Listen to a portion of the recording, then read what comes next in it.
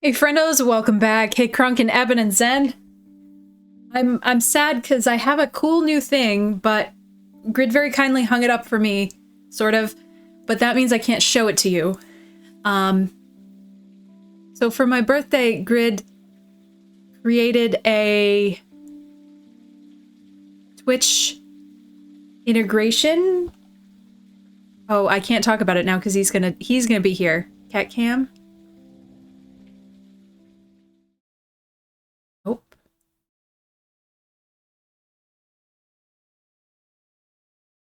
That cat cam.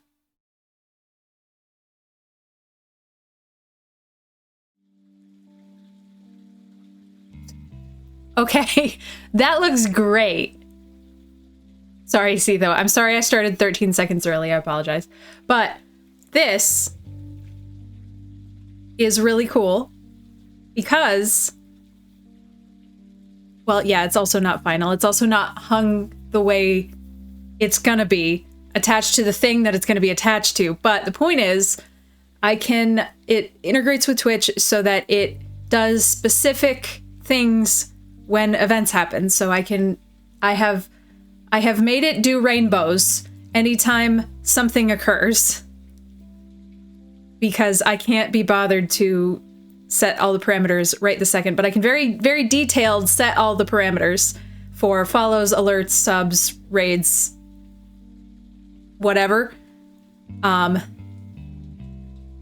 can do message redemptions, and I didn't. I'm so sorry. I can though, and I will. I think I only initiated something different for follows, subs, and raids because I forgot about it until I hit go on the stream. I don't know if I can... know what... Come on, brain. Let's do... Nope, that's not it.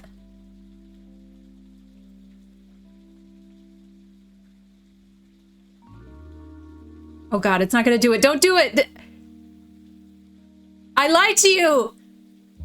It didn't work! Fuck! Sorry, Grunk! Thank you!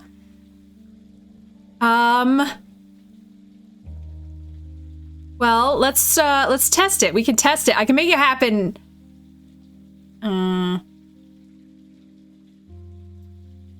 There we go.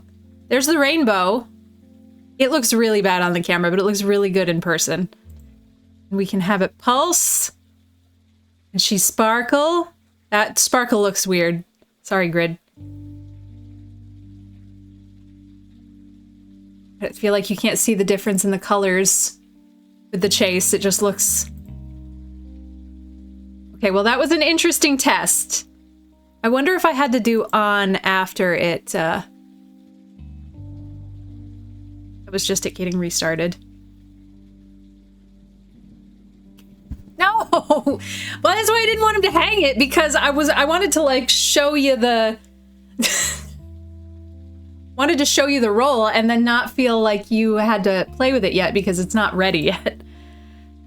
Unfortunately, Grid has created this extremely, this whole thing here. Yeah, we haven't done any live stream testing at all. And unfortunately for Grid, I fucking hate setting parameters like this.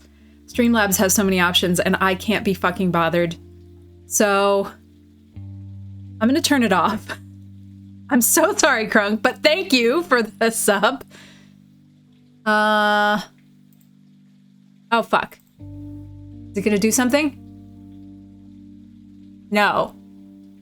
I don't think I enabled Hype Train. Check the status. The event thing at the bottom? I mean, it says react to events. That box is checked on the webpage.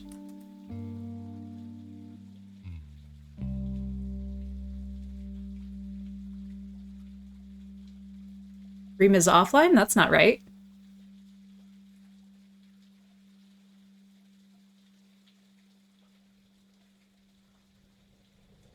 Oh yeah, it just says stream is offline. Well, Grid, bug report.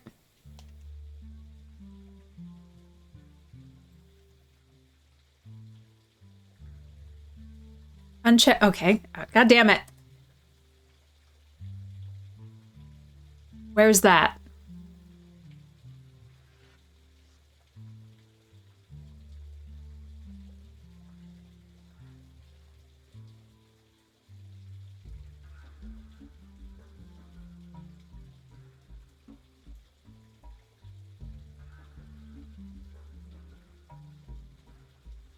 Great. And now I'm gonna play the game. This is not a request for an additional test. God damn it! Grid, shut up!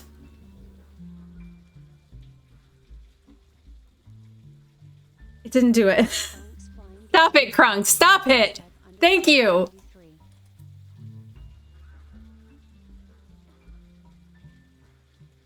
Here we go. I made it do rainbow anyway. I didn't close it, I just minimized it. I'm turning the camera off.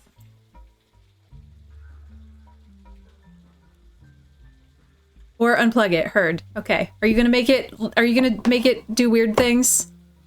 Oh, at all, ever. Oh, okay. That's fine.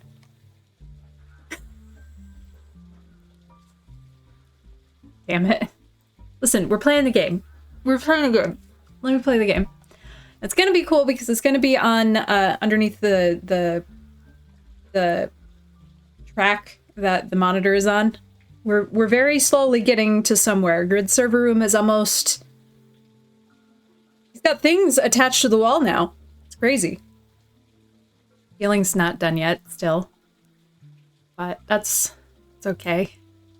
Someday, maybe by the time I'm dead.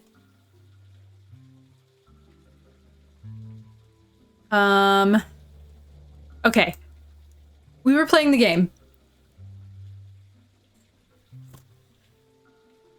Elias Roottree had an affair with a statue. He fucked a statue. Miracle obviously had an affair with a cute little religious singer.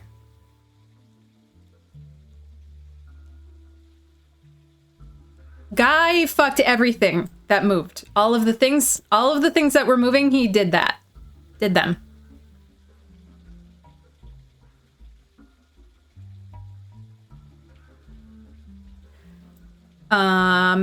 And then Stephanie had her baby. Yes, we are on Roottree Mania. I feel like there was something that I wanted to go at immediately. It must have been Guy.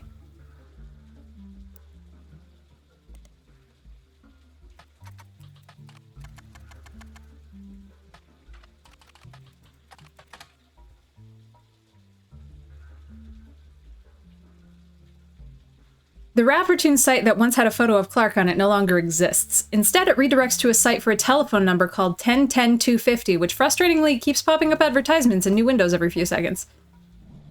We managed to close them, but it sure is annoying.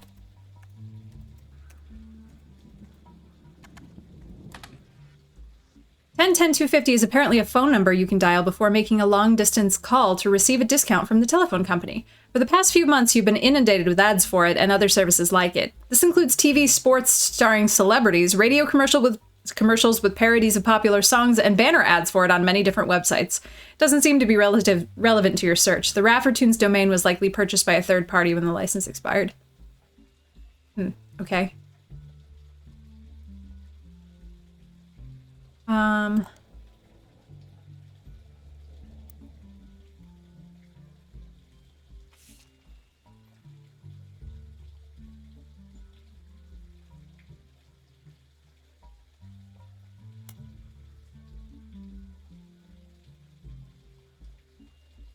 Oh god, 2 whole days and I don't remember what we were doing anymore.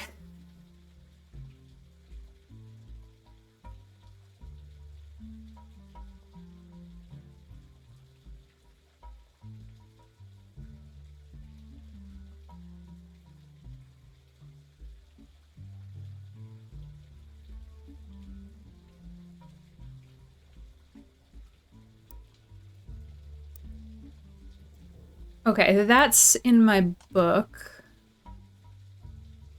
One of Sam's farm supervisors was named Elizabeth. Elizabeth had a daughter, who Sam never met, but who worked as one of Guy's secretaries.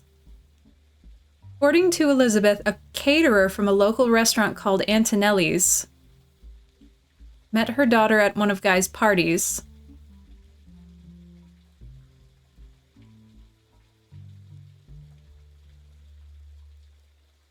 And they eloped quickly due to a pregnancy. Elizabeth wasn't aware that the party was for swingers. Rumor has it that her daughter showed up with Guy and didn't seem comfortable switching partners.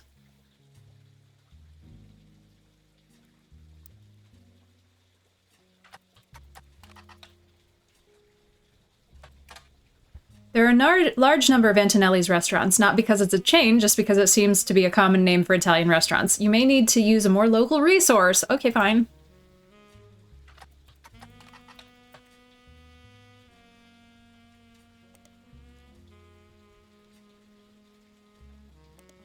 Antonelli's is an Italian restaurant, and it has been in the Butler County Times twice. The most recent time was when it closed in '92. The owner, Rochelle Zimmer, sold the land that the building was on, and at the time of the article, she was unsure if the restaurant would move to a new location or if she would retire. Many years before that, there's a puff piece from Valentine's Day 1978, that's what we're looking for, that asked recently married residents of Butler County how they met. Christine Garland responded. She and her husband Steve, who was a chef at Antonelli's, met years ago when she delivered produce from her mother's farm.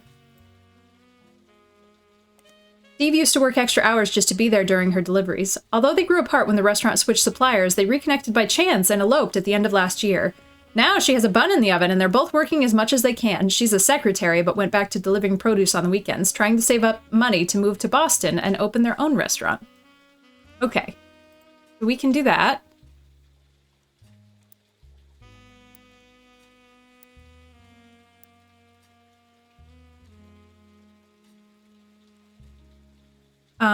This we're gonna have to find years for, so let's go back to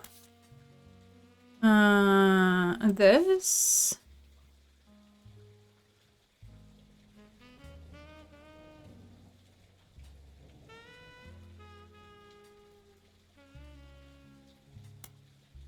Okay.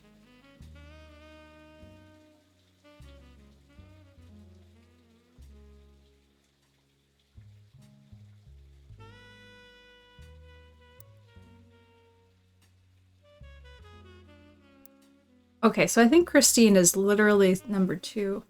Well,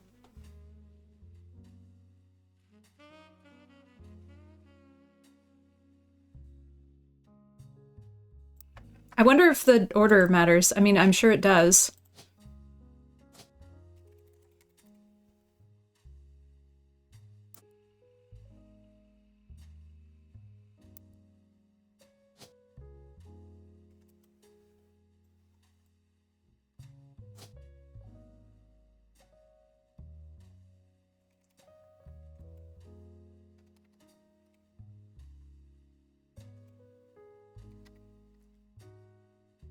I mean, can I say chef? I don't think so.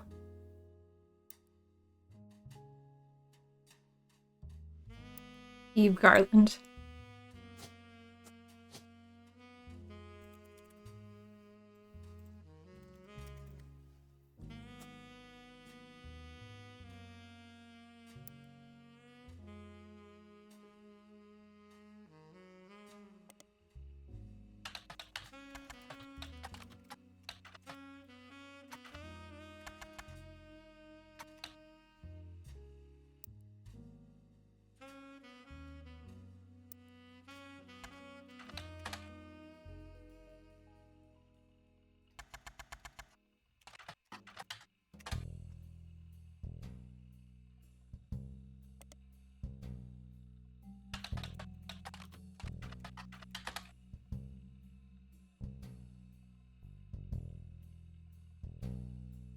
We have photos from Valentine's Day 98.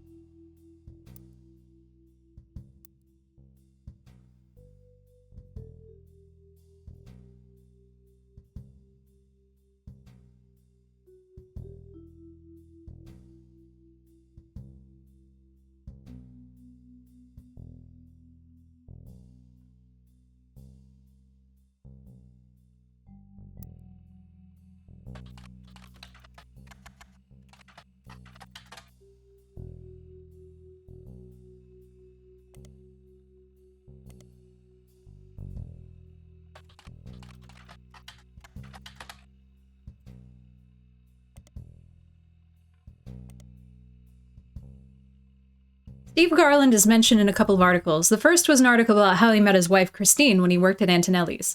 The second is from months later in September of '78, a listing for his weekend cooking classes, Gourmet for the Groovy.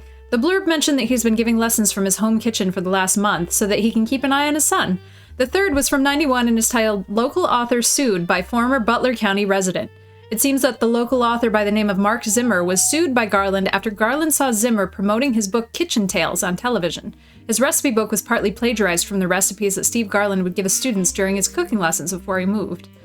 The article mentions that although recipes are hard to copyright, Garland accompanied each recipe with a short fiction about how he learned it. These usually doubled as a way to remember certain ingredients. Garland's bean salad, for example, involved making a trade with a gnome for some magic beans. Okay? Apparently, these stories were found word for word in Zimmer's cookbook, in addition to additional stories that followed the same format.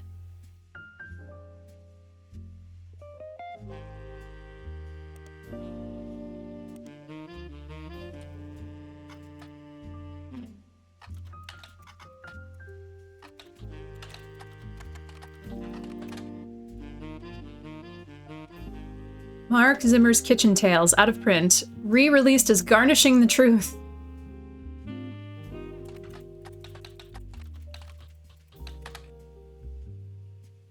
What?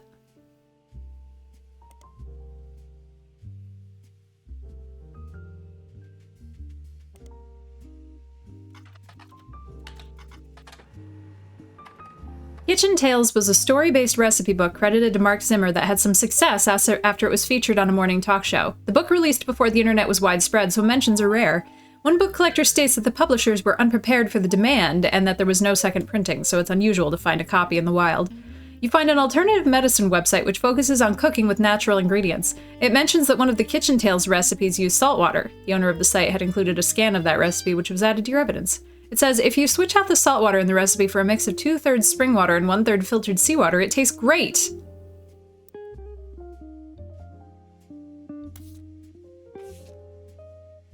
The Plated Loaf. Kitchen Tales is a book that combines recipes and stories. It had mild popularity but seemed to disappear from online marketplaces in '92. You found a scan of one story on the website. It demonstrates how to bake the plated loaf.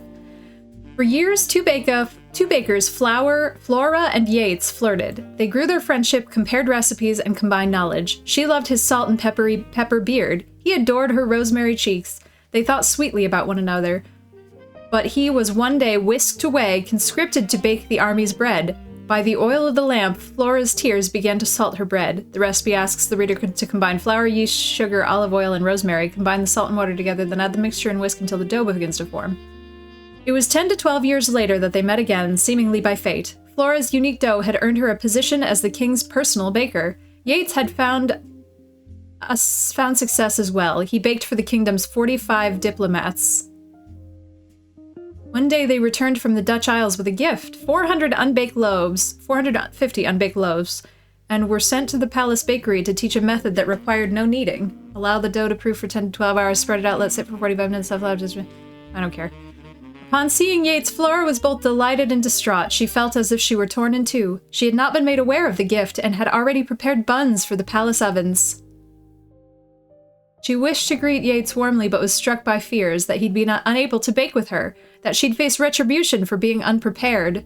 She cried out to Yates, adding more salt to her dough.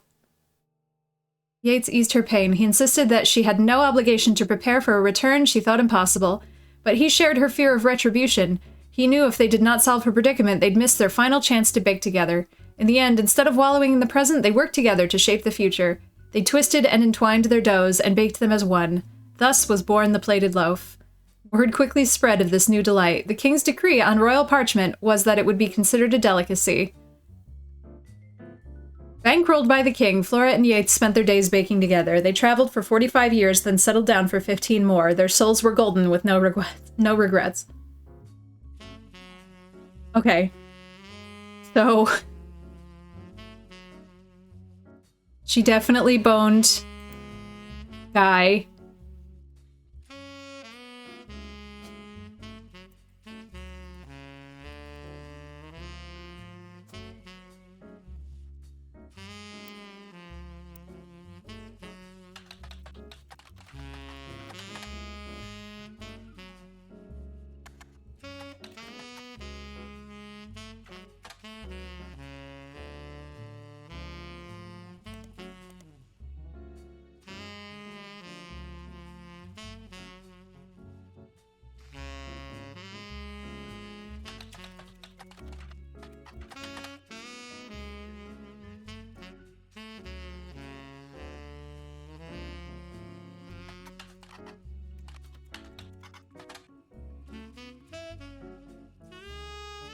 Rochelle and her husband Mark Zimmer have a few mentions in the Butler County Times. Both were local business owners. Rochelle owned Antonelli's, an Italian restaurant, and Mark owned a local bookstore called Bookmarks.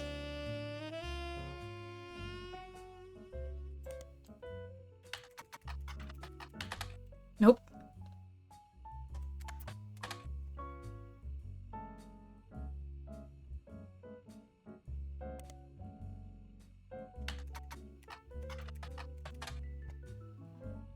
Bookmarks appeared in the Butler County Times many times. All of them were in the form of advertisements and listings of events that took place in the store, such as book signings.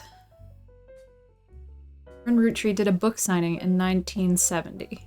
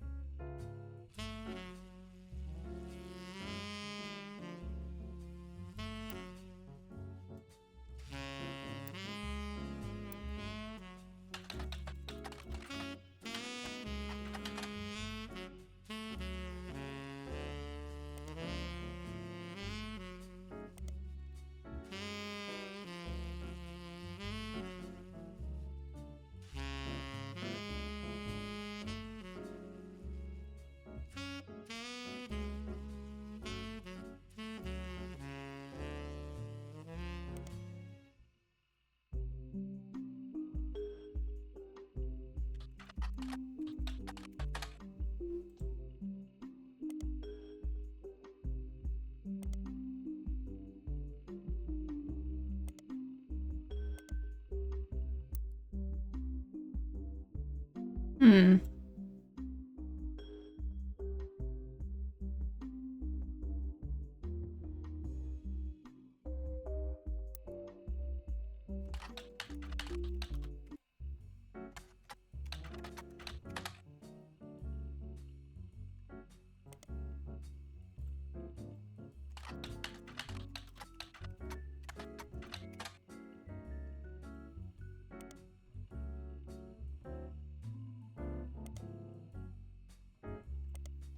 Don't know how to get photos from them.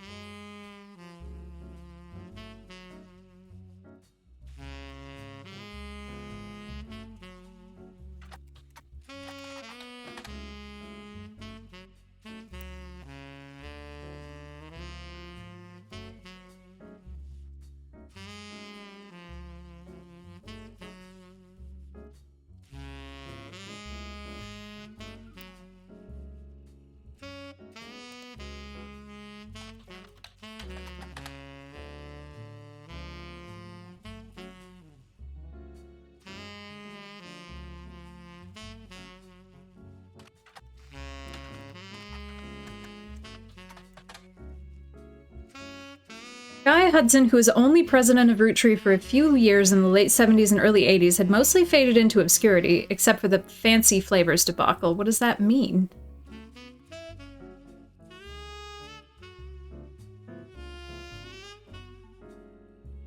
Few people that existed adjacent to the company in the 70s have come forward with stories about debauchery and swinger parties. Guy liked to throw large holiday parties whenever he had an excuse, and they often got very out of hand.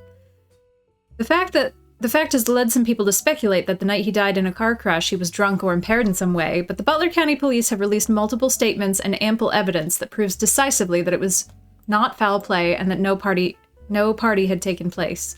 Roottrees lawyers have been quick to threaten litigation to anyone who tried to disparage Guy or the company in public. Hey, Omega.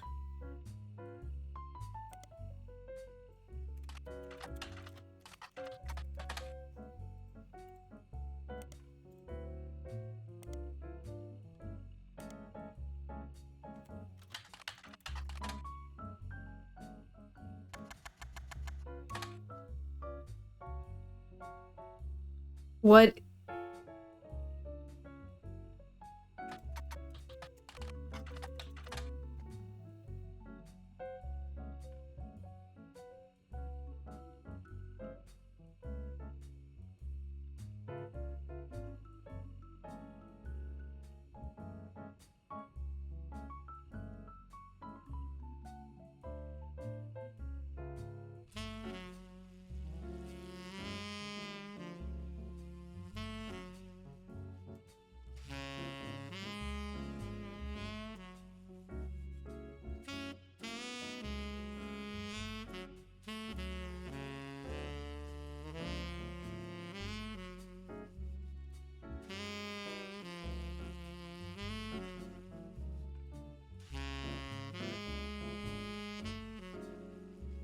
Hmm.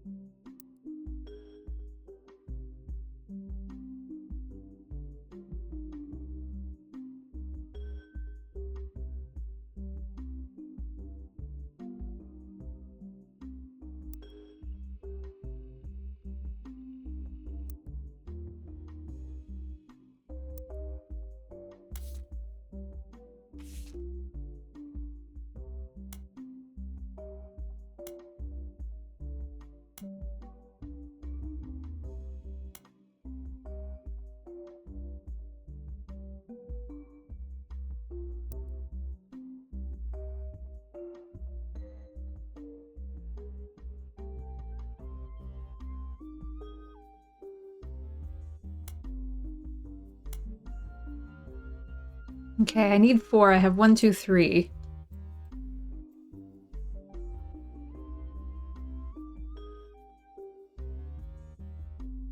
Hmm.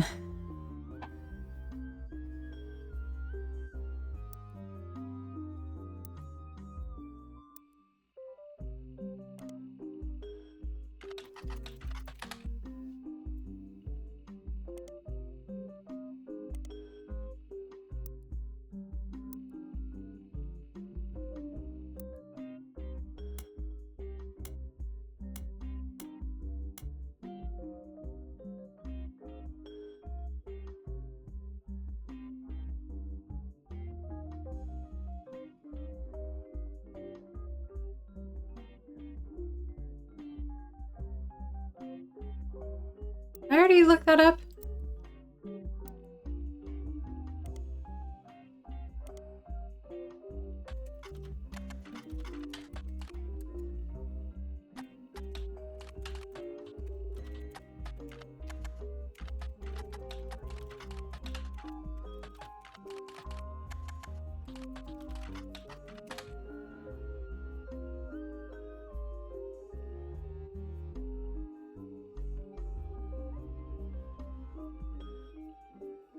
Yes, we already did.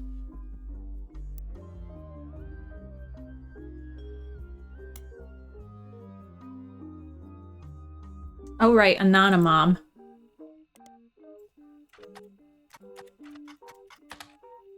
Anonymom was the second high-profile case after Felix Fellows of a potential new root tree being added to the Clintons' trust. Instead of claiming herself a root tree, however, she claimed she'd slept with Guy Hudson and that her daughter was a root tree. The accusation came during the height of root tree mania and began with a brief TV interview. She appeared in the shadows with a disguised voice and promoted an article about herself in News Time. In the TV interview and the article, she referred to her daughter as Jane Doe Rootree. The name Anonymom was not self-inflicted. It seemed to spring up organically because nobody knew how else to refer to her. The day after the News Time article, Sam Madsen publicly supported Anonymom due to some parts of the story she found particularly credible. With the momentum from Sam's endorsement, Anonymom went on a media blitz. Unfortunately, this backfired. As more details came out, people became skeptical of her story due to the extreme similarity to 5Ps. Her accusation even included many of the same details as his mother's story. This included her job, secretary, and the time period, late 70s. After fumbling the 5Ps story so publicly, the Roottrees were more prepared to handle all Clans Trust-related cases. Within a week, a DNA test proved that Anonymom's daughter could not be related to the Roottrees. This one was announced at a joint press conference with lawyers representing both Anonymom and the Roottrees. Each party ensured their respective clients provided accurate samples. Immediately after the negative results were released, many of those who had already been skeptical felt vindicated. Others, who'd built up a hope that history could repeat itself after 5Ps, felt duped. Many people suspected the whole affair had been a hoax to gain fame and money. Many demanded that Anonymom be held accountable, and some people even began to attempt to track down her true identity. The Roottrees Company felt pressured to put out a second statement trying to curb some of the backlash, even going so far to say, though it was scientifically proven that Jane Doe Rootree is not a Rootree, this doesn't mean that her mother and Guy Hudson were not involved in an affair. She had every right to make her claim, as it has been verified that her stories about Guy Hudson were not exaggerations. Please leave their family alone. Many people claim this high-profile anticlimax and public backlash was the beginning of the end of root tree mania, since much of the fun was the shared fascination about secret root trees. Others think that, like any fad, it just ran its course naturally. Regardless, this was the final notable event related to the release of 6 Pieces, and things soon went back to normal. Jane Doe Rootree has already been eliminated as a potential new root tree by the company's lawyers, who are the ones verifying your work. Anonymom's affair does not appear on your updated tree. Okay, so this is actually like a whole dead end.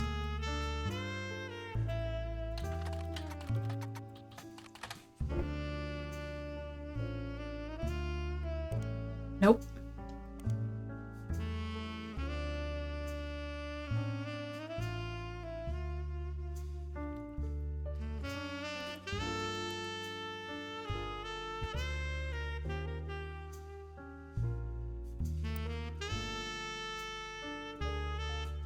Well, I wonder how many secretaries he had.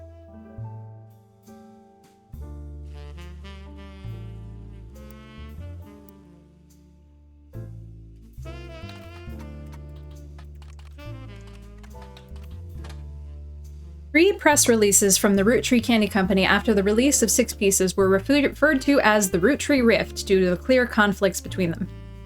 The first was fairly standard. It stated that there was no president of the Roottrees Company, but that the entire family was made aware of the release of the book and that they would be meeting as soon as possible. Only then could they verify the legitimacy of the claims it raised and decide next steps. The second release was emailed to business newspapers 3 hours later and announced that after a vote, Ron Rootree would be taking over temporarily as an interim president. It also went on to state that Ron was aware of the book, had verified the claims within, and would look into compensating Mrs. Madsen and her family immediately. It also stated that the company lawyers would be taking immediate steps with the family to revisit the Clans of Trust's terms to make sure nothing like this could happen again. It was quickly clear to business reporters and analysts that the time between the two press releases would not have been logistically sufficient to gather a majority of the family, even using a conference call. This was reported on many news channels, and a third, much shorter press release came the next day, claimed that a draft of the announcement was made prematurely and that Clark, Rafferty LaRue, and Ron Rootree would be taking over as the company's first joint presidents. It also stated that any compensation plan would be based on stringent verification process.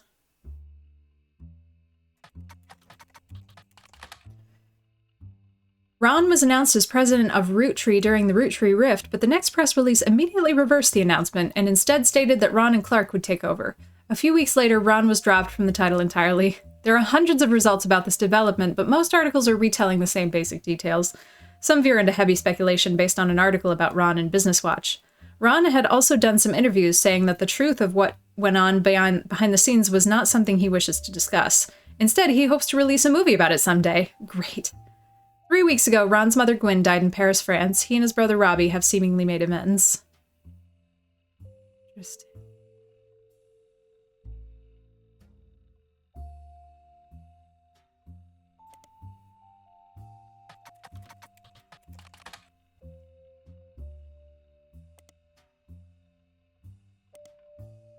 Business Watch ran an article about 2 months after the Rootree rift about what really happened with Rootree.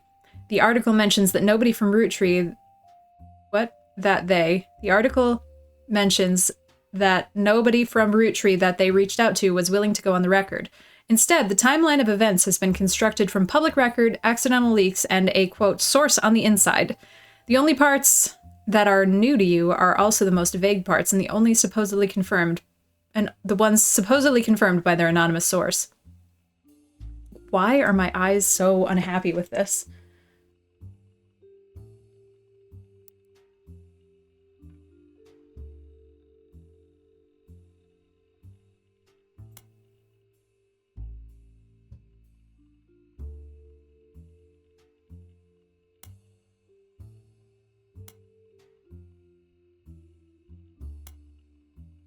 I don't know if that's better. I feel like I'm just too close to the monitor. I need to go to the eye doctor really bad.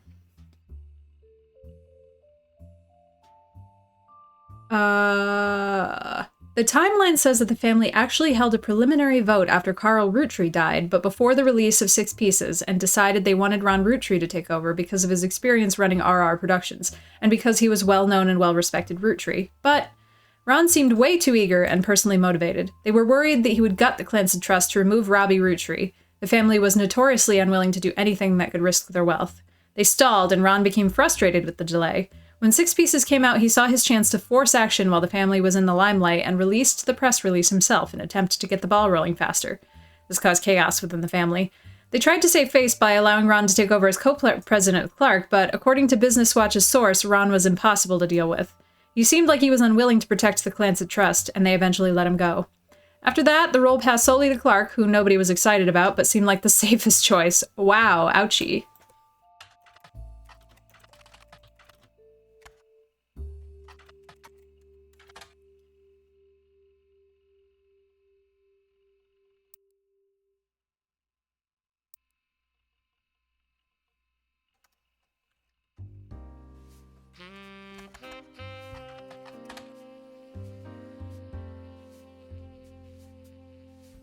Clark, Rafferty LaRue, as well as Ruby Spratt and her company Ruby Legal Enterprises were featured in Business Watch after the company took over as keepers of the Clancy Trust. There's an article about the process that interviews both Clark and Ruby. It seems that Ruby actually approached the Roottrees sometime in late March after the Rootree Rift, but well before Rootree Mania. An accomplished but relatively low-profile lawyer, she offered to work for very little money, so long as she could be a public face to build her reputation. The family quickly jumped on this chance, as many family members often attempt to spend as little as possible to keep their shares of the Clancy Trust as high as possible. After looking over the Clancy Trust more carefully than anyone had in years, Ruby came to the conclusion that Clancy Edward Rootree's implementation was not legally sound, and that there would be constant legal challenges without some modifications. The family decided to put her in charge of the trust, both legally and as a public face, to prevent further issues. Ruby Legal Enterprises has been described as a mix between a law firm and a PR firm.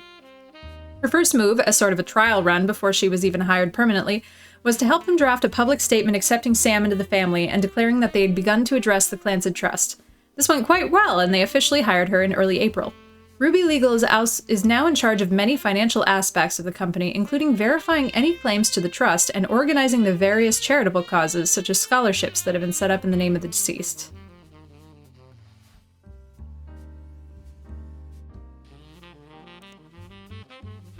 Ruby Spratt, like her legal company, is relatively elusive. The most complete source of information you can find from before her time with the Roottrees is from the website for a magazine owned by a major airline. She was the subject of one article from a recurring series about modern-day success stories. Ruby grew up in foster care but excelled at school and earned a scholarship to study at Mideastern University. There, she graduated at the top of her legal class and was quickly hired as a lawyer for a prominent firm. There are a few high-profile corporate-involved cases she was a part of. One was a legal consultant for a class-action lawsuit against a manufacturer of steering wheel covers. Another was to help a local gas station chain in her hometown of Portland with the rollout of a promotion that allowed gas station customers the ability to bet on the price of gas. Yep, that sounds right. The blurb ends by calling her firm a double threat. Her company's services are a cross between a traditional lawyer and a PR manager. Ruby Spratt.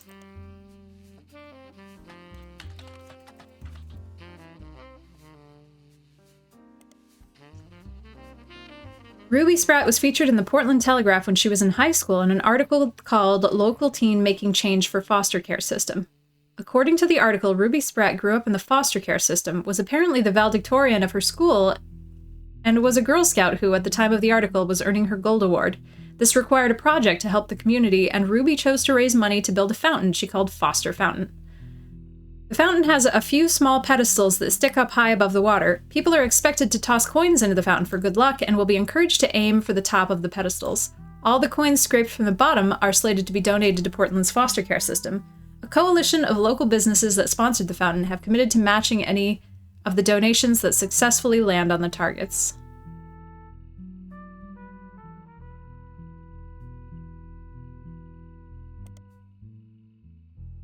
The Fountain of Youths, also known as the Foster Fountain, is a fountain found in the small park of Portland.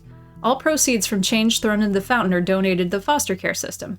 A website for Portland's Parks and Rec mentions under a trivia section that the Fountain of Youths was originally conceived by Ruby Spratt, an alumni of the foster care system.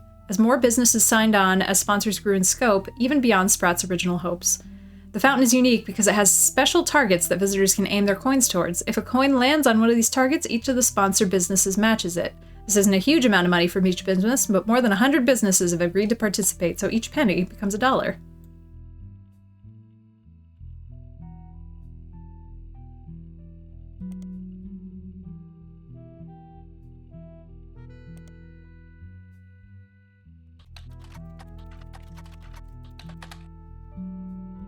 You find an article about the dedication ceremony for the local Portland landmark titled The Fountain of Youths. Apparently, at the unveiling of the fountain, the mayor of Portland made a speech, and there were performances by multiple local entertainers, as well as a ribbon cutting for the people most instrumental in bringing the fountain into fruition. The article calls out that all the performers and speakers, with the exception of the mayor, were foster care alumni, and most of them grew up together as close friends. This includes poets, musicians, and dancers. Dirty Davy was listed as one of the musicians. Okay, so I definitely think Ruby Spratt is also a Roottrie.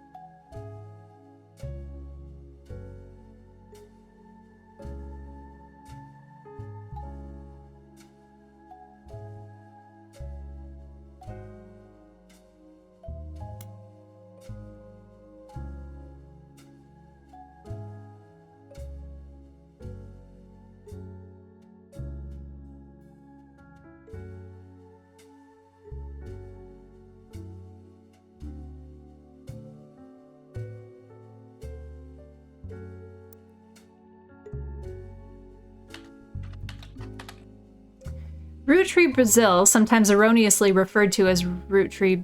What? Well, I'm sorry I spelled it wrong.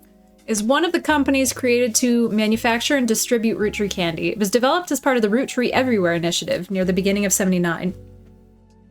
Unlike some of the other Root Tree Everywhere results, Roottrees Brazil seems to be a success. You do some rough translating and find a significant amount of information about it. Brazil was the only region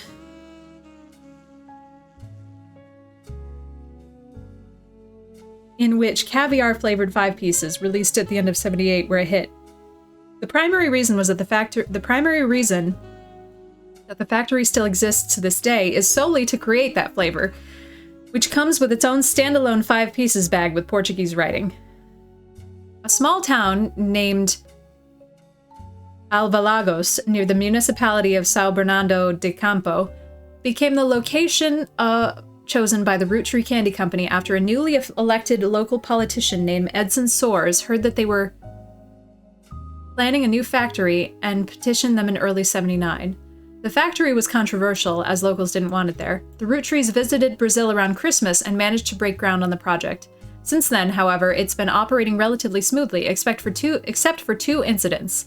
The first was Incendio do Boro in 1982, and the second was an unsuccessful strike in '95 that involved all of the factory workers being replaced. The factory was originally built and run, according to paperwork at the time, by a small company called Nova Corporação de Doces Brasil, which literally translates to New Brazil Candy Corporation. This company no longer exists, not much information has ever existed about it, and the Roottrees now run Roottrees Brazil entirely.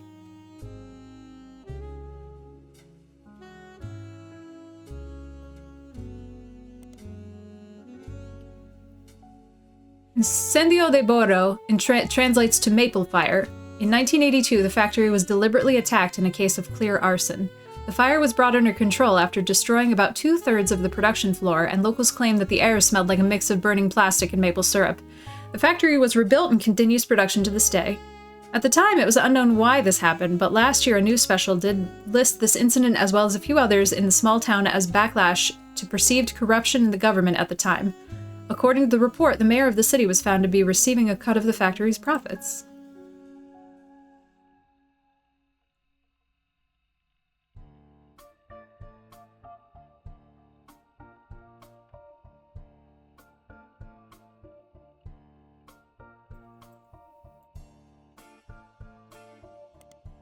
Edson Soares was a Brazilian politician. You find a dissertation published by a college student as part of their PhD in history.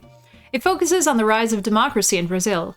It seems, up until 1988, Brazil was run by the military, and the politics during that time were often a hotbed for corruption and nepotism. The paper tells of a few politicians at the time, including Edson Soares. Edson is a former mayor of Alvalagos, Brazil. Before politics, he was a manager at an automotive manufacturing plant for a major American car company. He was put in charge of Alvalagos by the military government in '73.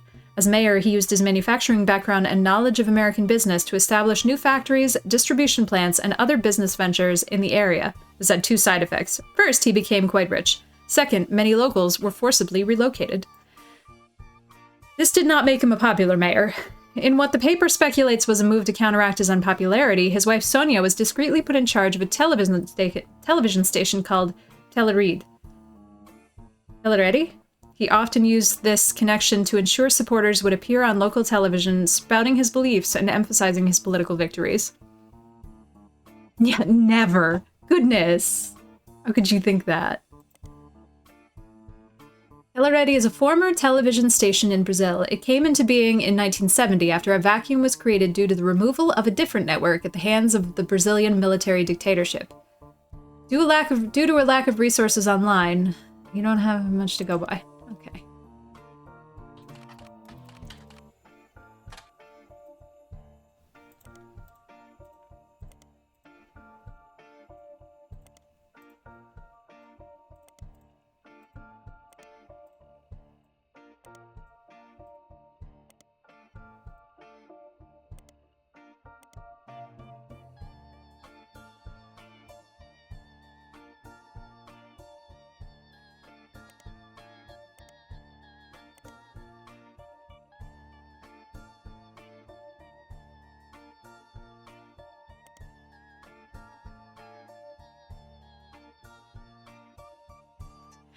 Sao Bernardo de Campo is a real place in Brazil. A game designer by the name of Jeremy Johnston looked up cities in Brazil that had a lot of manufacturing so that he could place a fictional factory there. He did not want to offend any Brazilians with the tale he was writing that involved corruption and politics, so the small town name he made up, Alvalagos, where the factory was located, was invented by mixing two other regions, Interlagos and Alvarenga. Great.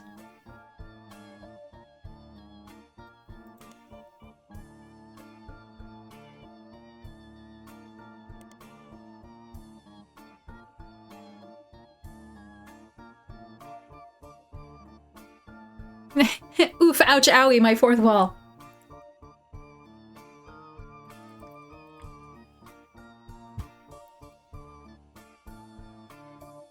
Well, we have read a fucking hell of a lot of lore here for absolutely zero... Absolutely jack shit. Absolutely fucking nothing. Okay.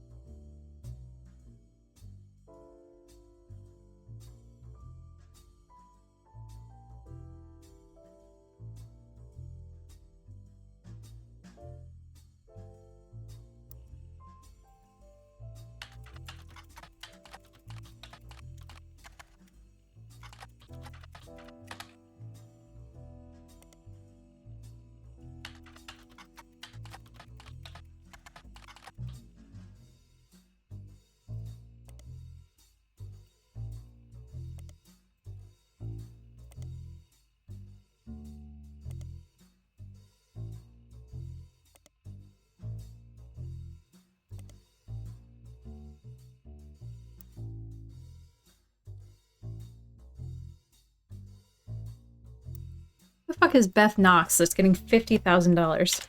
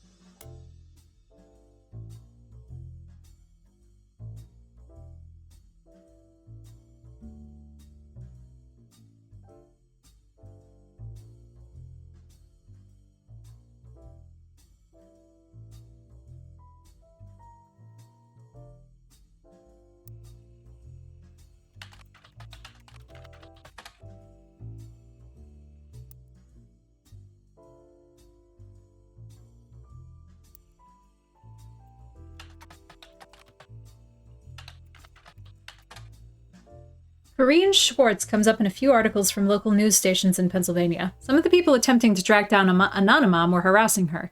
She recently had to take a leave of absence because people showed up at the car dealership while she works. She's begging people to stop the accusations so she can get back to normal life. In every article you find, the journalists involved have independently verified that she is not Anonymom.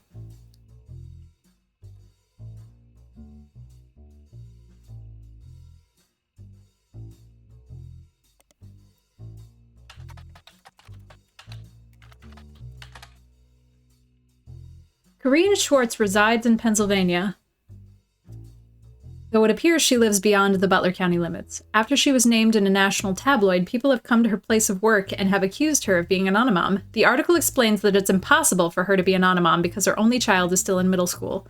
Unless her son's gestation period was approximately 10 years, it doesn't appear like Corinne could have been involved in any potential affairs on your tree.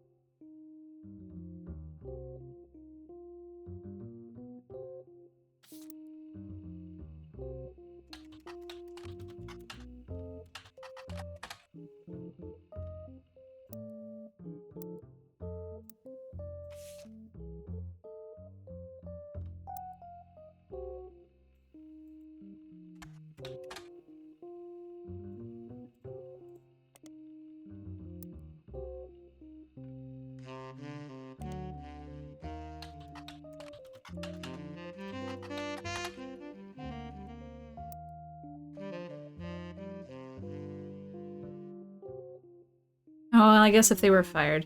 Lisa Lewis.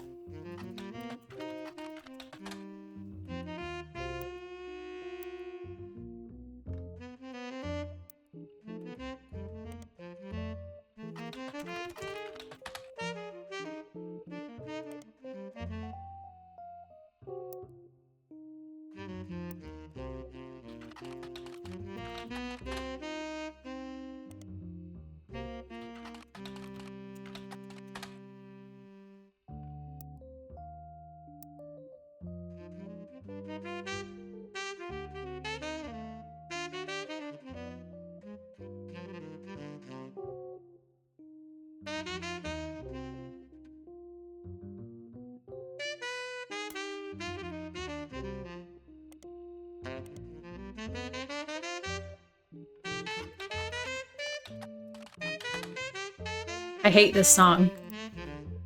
Shut up.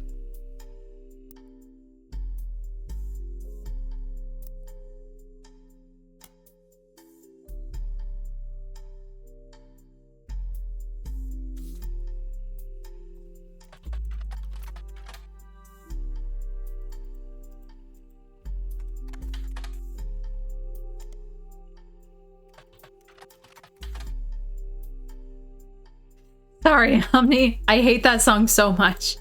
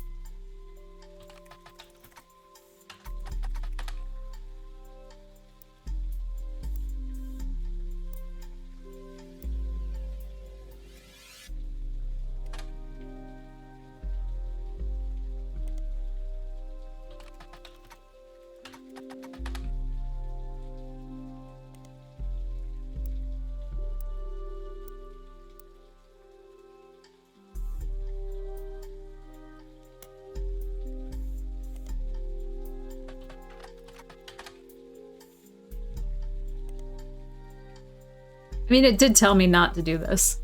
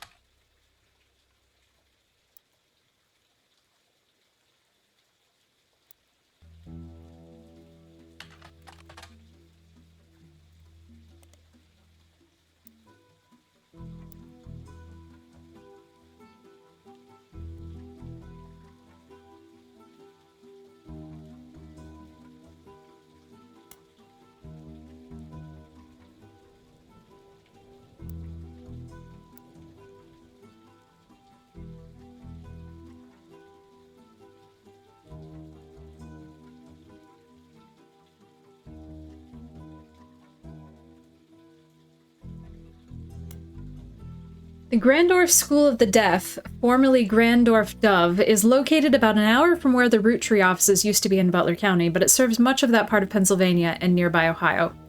According to their website, it was formerly named Grandorf Dove from 23 to 1990 because Grandorf was the last name of the founder and Dove is the Danish word for deaf.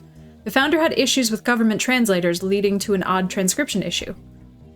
In 1990, it was renamed to better represent the school's purpose and to correct the embarrassing lack of effort and awareness demonstrated by the government officials in those early days. The staff is listed on the website. You can scroll through all of the biographies and find that the principal, Miss Ford, is fluent in 5 languages, including ASL. She's been working at the school for over 15 years.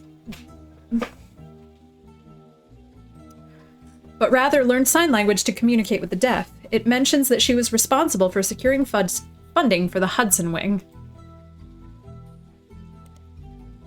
Hudson Wing was an expansion to Grandorf Dove, now Grandorf School for the Deaf, first built in 1982. It's a separate, much smaller building half a block from the main campus and operates as a smaller independent school that offers free ASL to courses for the family members, friends, and caretakers of deaf children. According to their history site, they got their name after the president of the Roottrees Company generously donated $250,000 towards the $100,000. What? Towards the construction of the building. There's also a very vague history section that you can somewhat fill in with details from other information you've seen about the school. It mentions that the donation came at the insistence of an employee of Roottrees at the time. It mentions that she learned ASL from the main school before the Hudson Wing even existed to surprise her future husband, who was deaf. After realizing how useful a service like this could be to non-deaf people that wished to better serve those with hearing issues, she convinced Roottrees management to invest in the school. The Hudson Wing opened, and she became the first teacher at the new campus. At first, it only operated on weekends, but since then, it has added afternoon classes on some weekdays. Okay. So we're still with Ms. Ford here.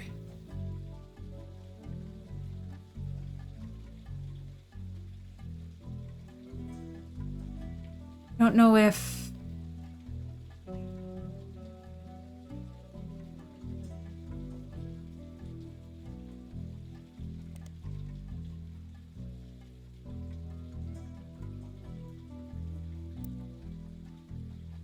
Surprise her future husband.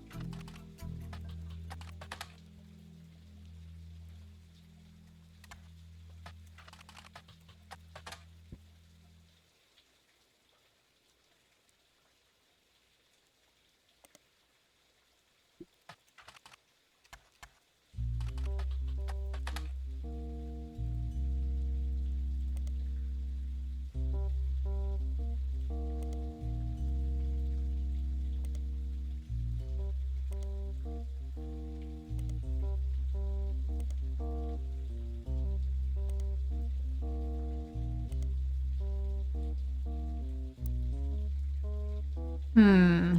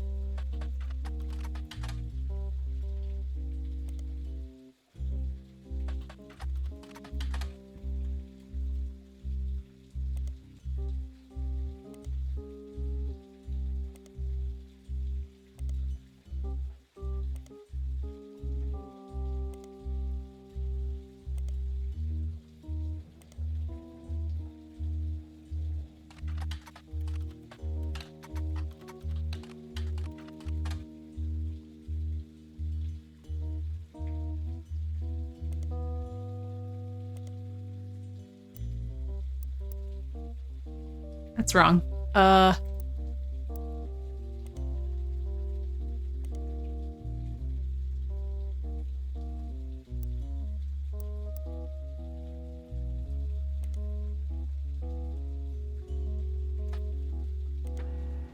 Here we go. Grandorf School for the Deaf has made a few odd appearances here and there in Butler County Times since 1990. It's not too many that you can't look at all of them, and so after scrolling through a few pages, you manage to find something incredibly useful in an article that isn't even focused on the school itself. Local students provide key evidence in scientific study. The article from March of this year mentions that the Ford sisters, who attended public school in Butler County, are one of only a handful of identical twins in the world who suffer from two different genetic issues. One of them has asthma, and the other has a deadly allergy to peanuts. Their mother, Ms. Susie Ford, who is principal at the nearby Grandorf School of the Deaf, was originally contacted by researchers looking to identify if there were any sets of twins where one was born deaf and the other was not. While she didn't have any twins attending her school, she asked if her daughters, Melissa and Heather, could be useful, and it turns out they were. She says they couldn't be more different. My youngest, we all call her that, even though it's only by about 15 minutes, is shy, but essentially hasn't stopped running from the moment she learned to scamper.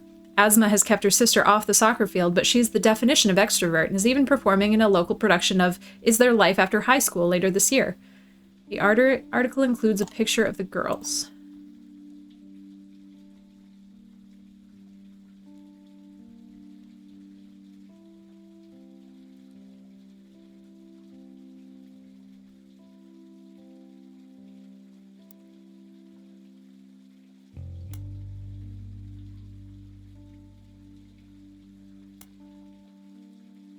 I mean,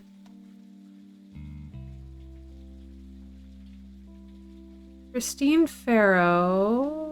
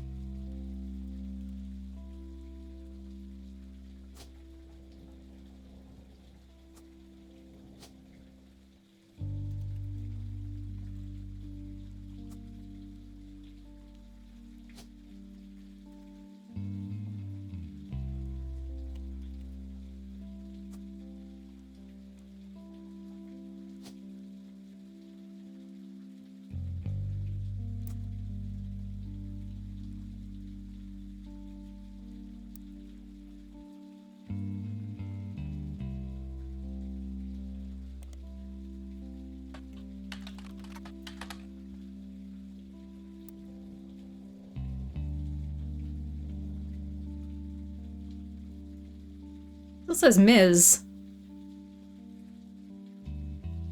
I mean, I guess it could be here.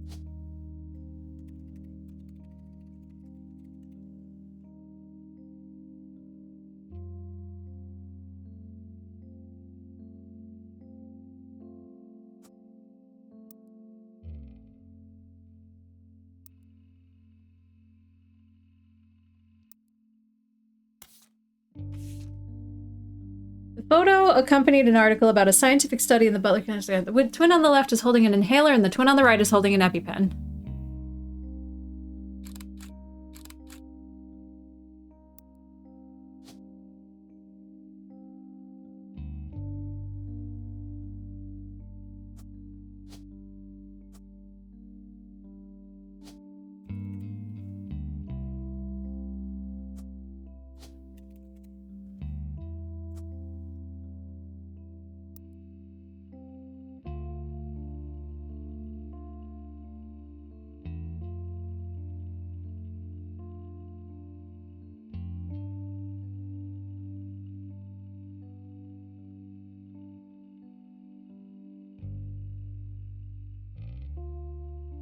I've definitely got them backwards. My youngest goes on the right side.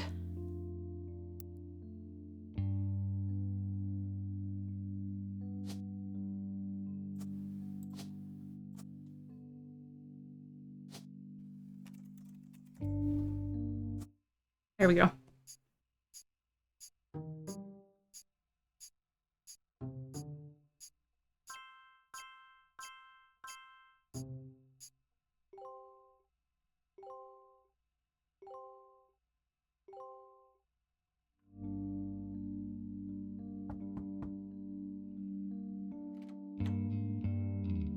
Sam reached out to me finally. I think I have you to thank for that one. My family's in a bit of a rough patch. Even though the candy is selling better than ever, everyone is fighting over the trust. The majority of us want to dissolve it. On paper, it seems like the right decision. The arguments about what to do next are endless and heated. More than a few Roottrees are worried about losing their wealth. I don't think we deserve it more than anyone else. I love my family, my wife, my daughters, even my son, who I hardly ever get to see. Whose fault is that? I want to keep them safe and secure, but I didn't do anything to deserve this fortune. Hell, I probably deserve it less than most. It took me way too long to get my life together. Why am I being empathetic to Carl? This isn't Carl. What's his name? Chuck. That's not his name. I forgot his name. Okay, enough about me. Here's the deal. I can't stop the majority from voting one way or another. If you keep passing along potential Roottrees, I'll keep adding them to the list. On the other hand, there's been some leaps forward in genetics. It may sound like science fiction, but we can actually determine who's in the family just by testing their DNA. Uh-huh. What you've done so far has been very useful. Just keep filling out the tree and we'll prepare for the tests.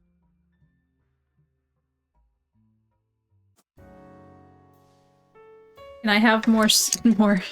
Can you give me more things, though? Could you?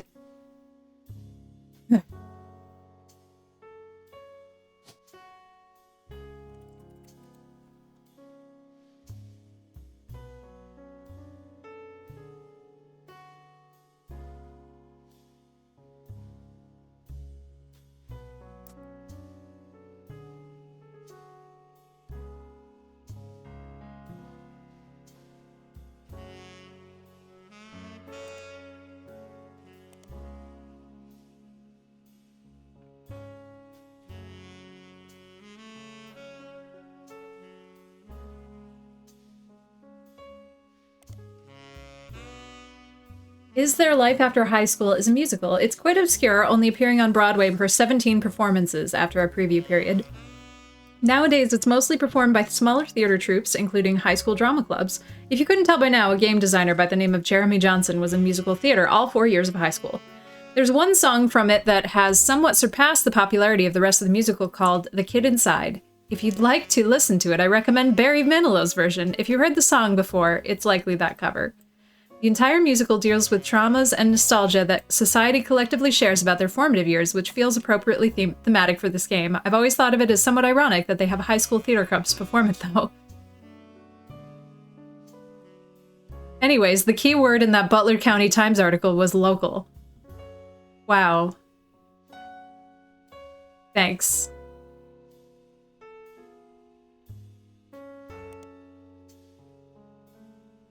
This game is clearly inspired heavily by Obra Dinn and Her Story. I hope it stands on its own and that it feels more like an homage than a ripoff. Thank you to Lucas Pope and Sam Barlow. You both ran so that I could walk.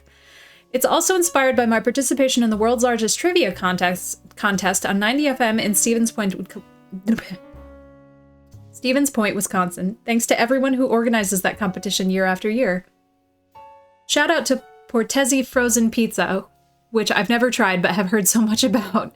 And lastly, it's inspired by a core memory I have of browsing Beanie Babies' Mortal Kombat fan site somewhere around 95 on my local library's dial-up connection. Thanks to the patient librarians in Bethel CT who took the time to explain the internet and helped change my entire life. If you're seeing this message, please come to the game's Discord and simply type "I found the thing" in all capital letters in the "I found the thing" channel. The Discord can be found in the game's main menu. Thanks. That's cute.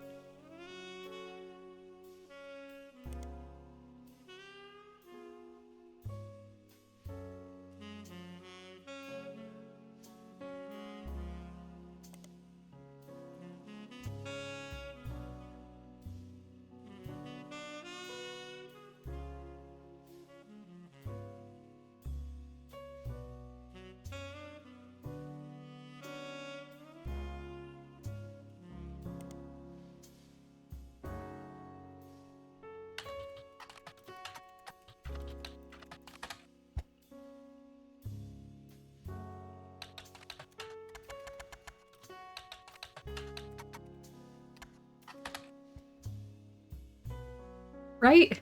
That's a solid Easter egg. I can get behind that.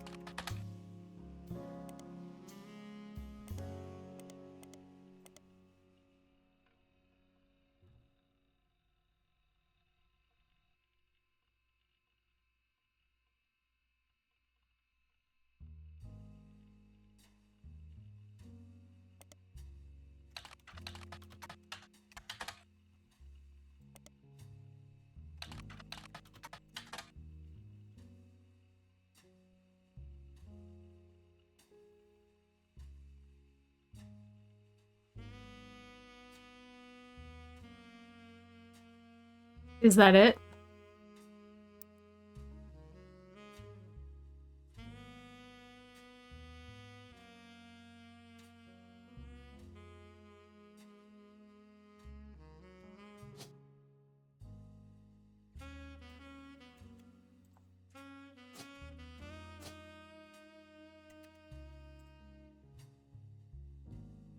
Okay.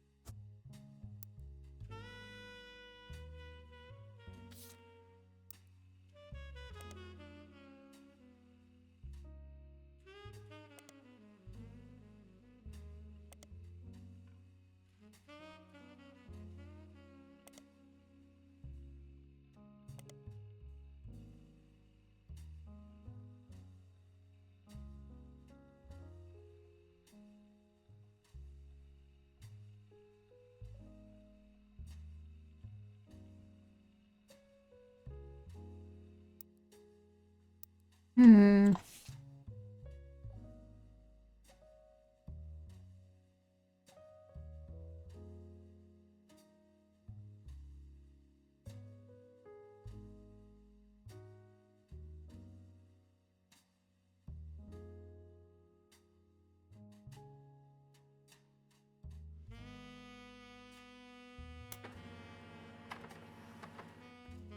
Chris Rafferty's Prodigy site seems to have been discovered by the masses. Gone are the art picture of his cousins. Instead, it's a list of questions that people keep emailing him. The most relevant ones are the following. Are you the son of Clark Rafferty? Yes, but I didn't grow up with him. I remember him from when I was a little kid, but I moved away with Mom when I was very young. We left Pennsylvania and moved back home to Virginia. We lived there with Pete, my stepdad. My dad and I spoke a few times when I found his phone number on a check he sent us in the mail when I was 15. He was happy to hear from me and now calls me once a month, and he came to visit me at college. He tells me about things I don't remember and people like Guy Hudson and Ernie Madsen. My dad and I get along, but obviously we aren't very close. Did you ever meet the Roottrees? I used to know the Roottrees, but never the sisters. I was in the office sometimes when I was a kid, and I definitely met Guy Hudson before he died, but I don't remember. My memory is weird. It's hard to know what I actually remember and what I only think I do because I have pictures. For example, I have a photo from when I was 5 in the office with my dad, and Guy was there. I made myself sick by eating chocolate, and some woman who I don't know cleaned my face. I don't know if my memories of that come from the picture or not. Great. How do you have proof of Ernie Madsen's heart condition? I knew Ernie had a heart problem because my dad told me on one of our phone calls. I asked him about the poison because I saw it on the Roottree Curse website, and he emailed some old stuff including the proof, but even with the proof, the website didn't take it down. You spelled fiancé wrong. I'm not good at spelling or writing. I'm good at painting and other art. I'm going to school to learn how to edit movies. I want to make cartoons someday. Lulu is much better at spelling. Great. Thank you.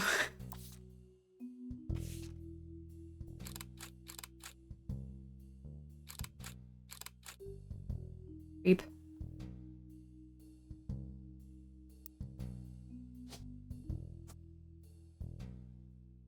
All right.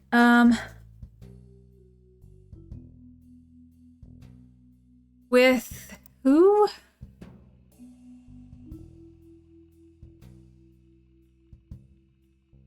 My dad. Some woman I don't know cleaned my face. And I was 5. I have to do math?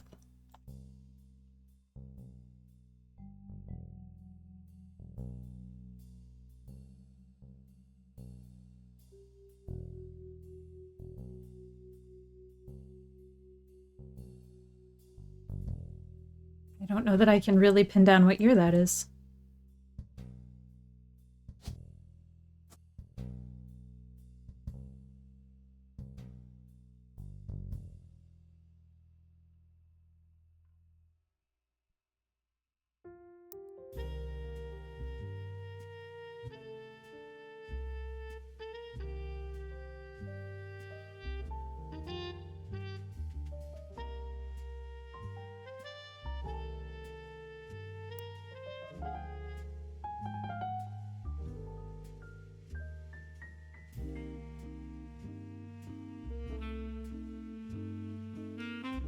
That Carl's affair?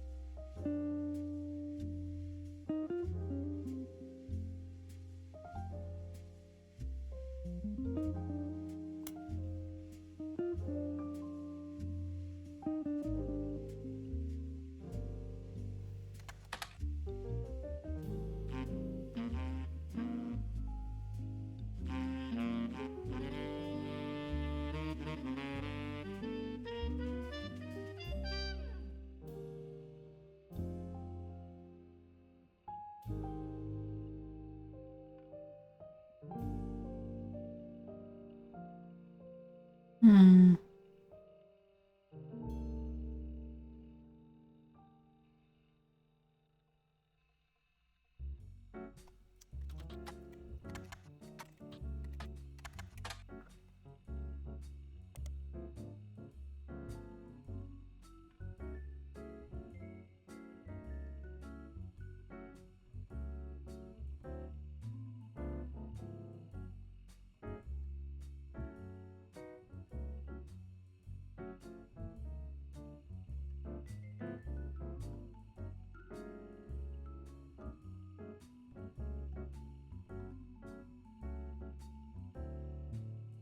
Doesn't seem very helpful.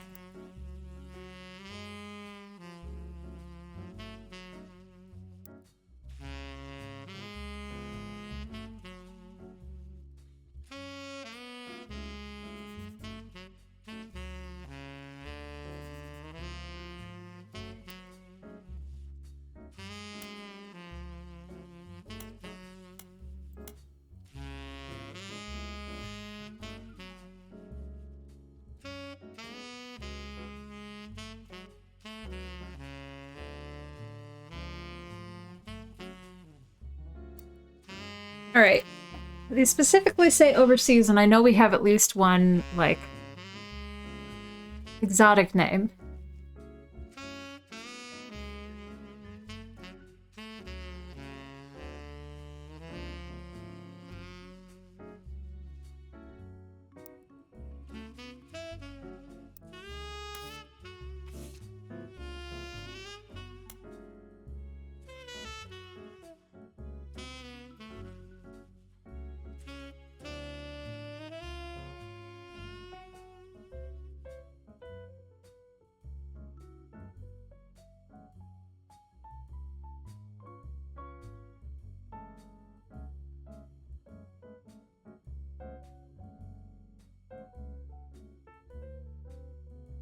It's probably not in the farm.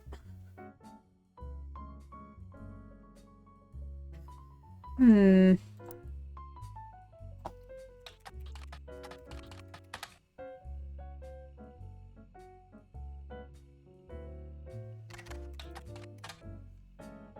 I don't know how to get Susan Ford at all. Like, she's right there. I can taste her, but I don't know how to get her picture.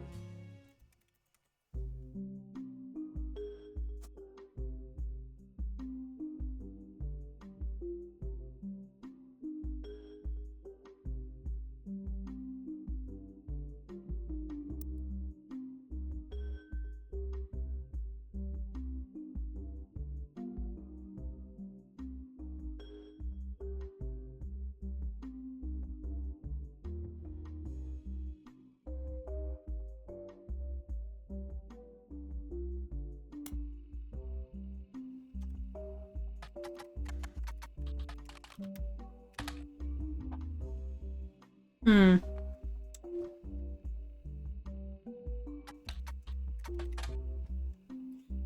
Rude.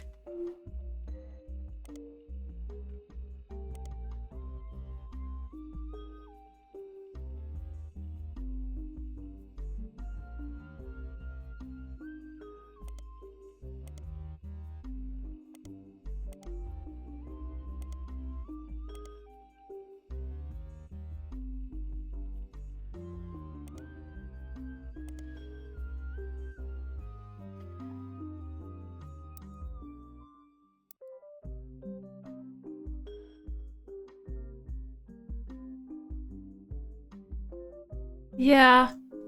I guess it could be, but I don't... Well, she does have dark hair. And she kind of looks like these girls. Might be.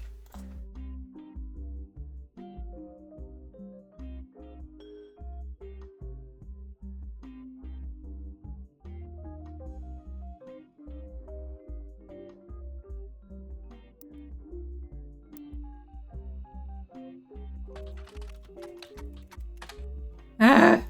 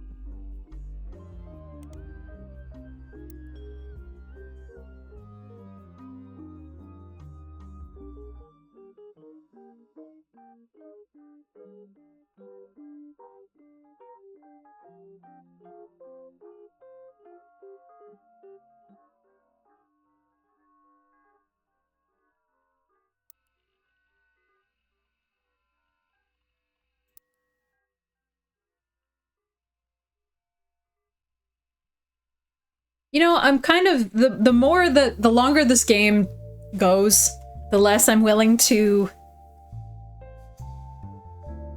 spend the downtime being confused. So I'm going to look through my book one more time, and then I'm going to ask the rubber ducky.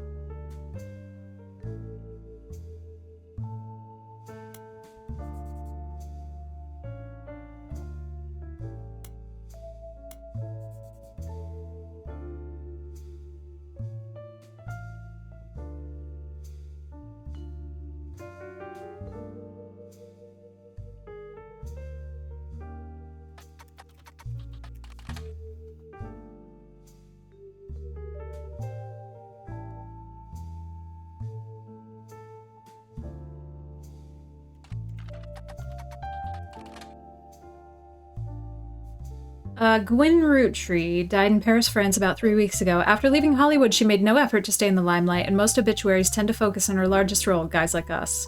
Not much is known about her death except that it was announced that she died peacefully in her sleep while being treated for a sudden, severe case of pneumonia. Before that, she'd apparently been in relatively good health, according to her friends and family in Paris. She was 67.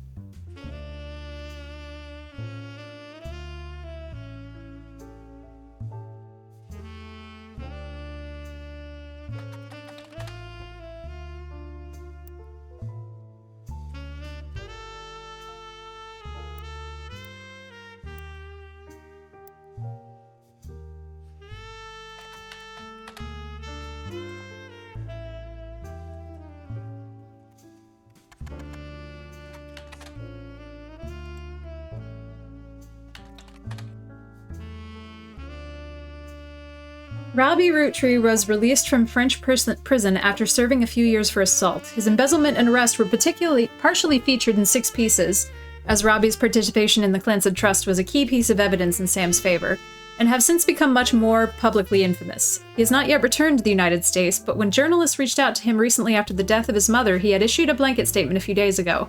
The death of my mother was hard on our family. My brother and I, after spending time together caring for her and mourning, have finally made amends.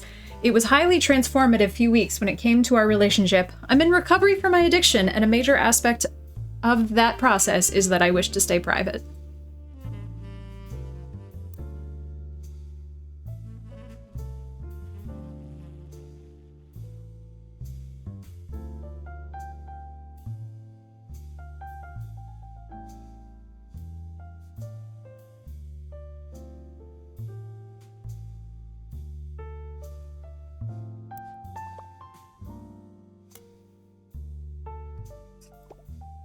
Thanks.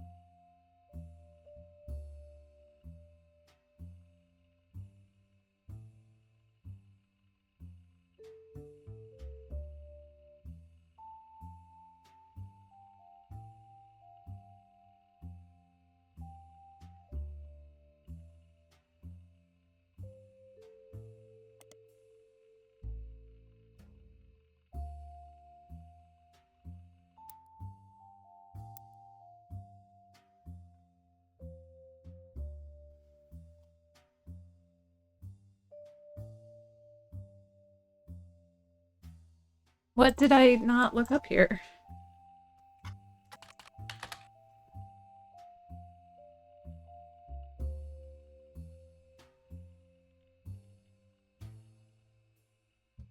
Hey, Link.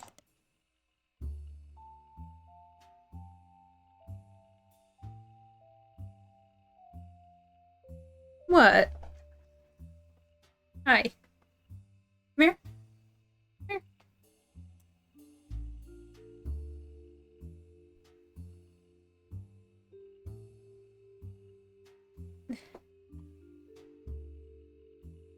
Your chair. I'm gonna put you in your chair. Oh. Stop, stop. There you go. All right. All right. Okay. Well, you came down so late.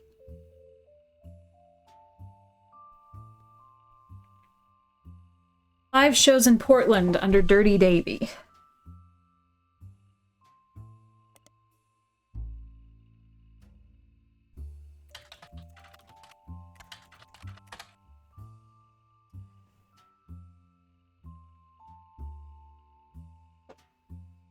Okay, we already found this.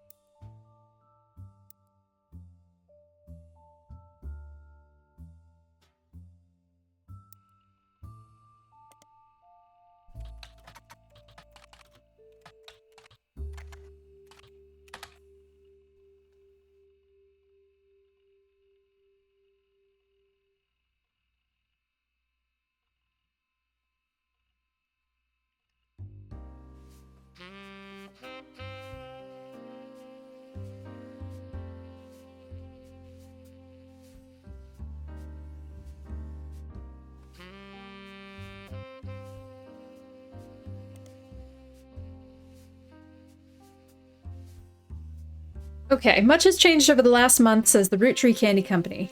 At the Roottrees Candy Company. One of those things is its website. Although during your last search you only got a good look at the history page, the design itself has clearly become much more sleek and very corporate.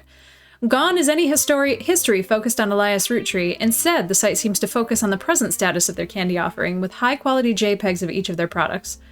There are some small ads for Root, which is the clothing company owned by the Roottrees Candy Company. There's a small section at the bottom that lists the president as Clark Rafferty LaRue. A short bio mentions he was responsible for some of the marketing before taking the reins after the unfortunate plane crash. There's also the small memorial section for those that perished in the plane crash, including Carl and Brenda, Kurt Johnson, Mark Sanchez, Trish King, and Eliza Nicholson. Kurt Johnson and Mark Sanchez were the pilot and co-pilot of the Roottrees jet during its crash last December. Although the NTSB investigation has not been released, foul play has been ruled out. Trish King was on the cabin crew of the Roottrees private jet. Elizabeth Nicholson, who went by Eliza, lived in a house with her family about 200 yards from the section of the woods where the plane crashed. She reportedly had a heart attack during the commotion, and her family were unable to reach emergency services due to the overwhelmed phone lines and the ongoing storm. Her son-in-law managed to flag down an officer responding to the plane crash, but it was too late.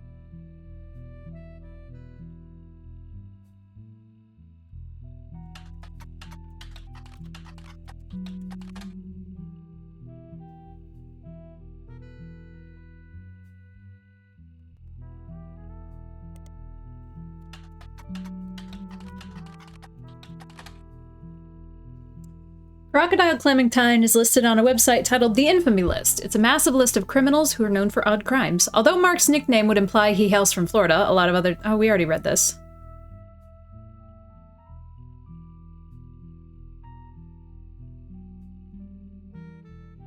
Oops.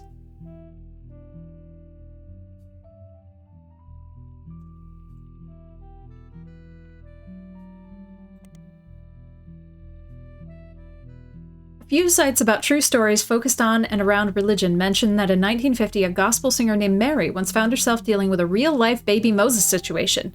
Apparently, she was a rather prominent supporter of the concept of adoption, and someone decided to test how much. They left a baby on her doorstep in a basket. According to the sites, she adopted him without question and raised him as her own son. Although it wasn't national news, in many circles he became known as the Basket Baby, and even went on tour with her as he grew up. None of the websites state who the woman or baby were, likely to prevent people from looking into either of the people too closely. From context, you know it's Mary Beth Clementine, who would later be shunned due to her personal life, and her son Mark, who would later be known as Crocodile Clementine.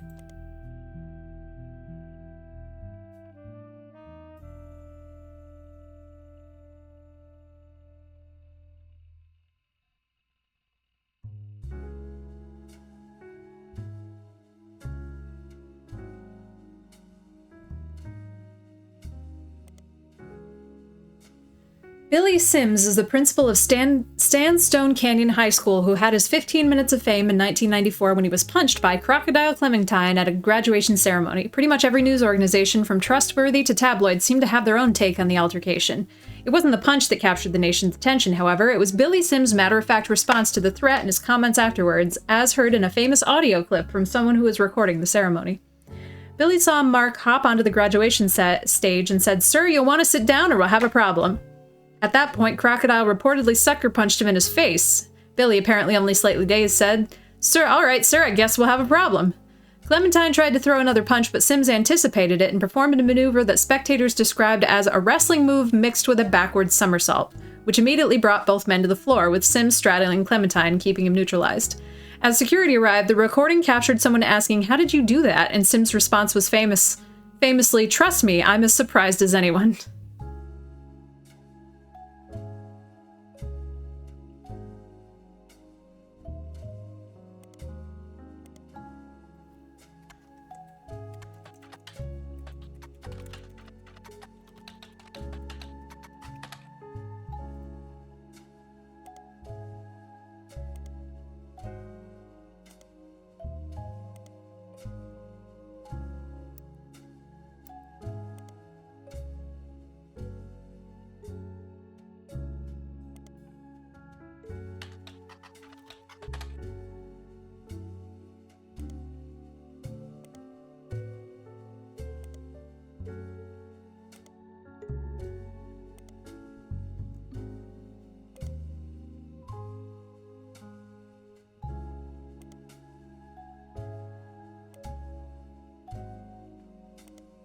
Yeah, every...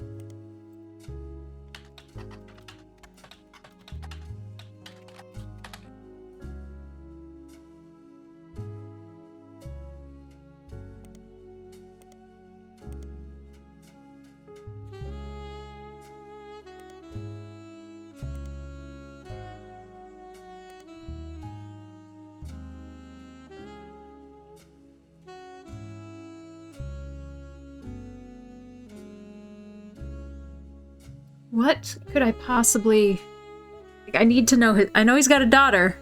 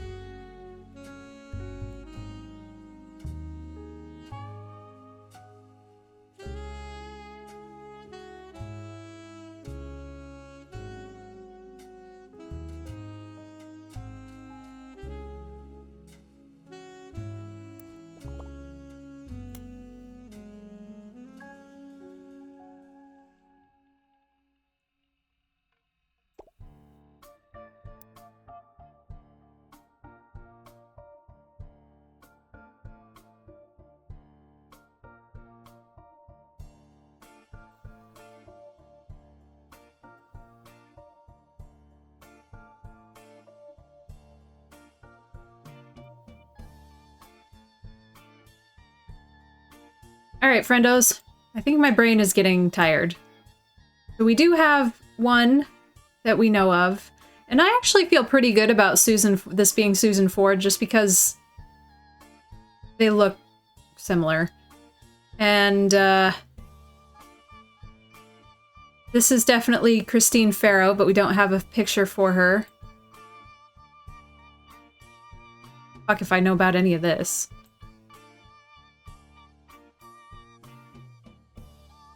But that's alright.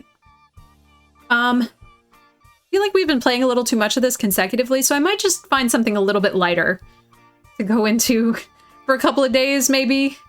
Break it up a little bit. But thank you so much for hanging out with me. I really appreciate it, and I will see you tomorrow, which is Wednesday. Have a good night, friendos.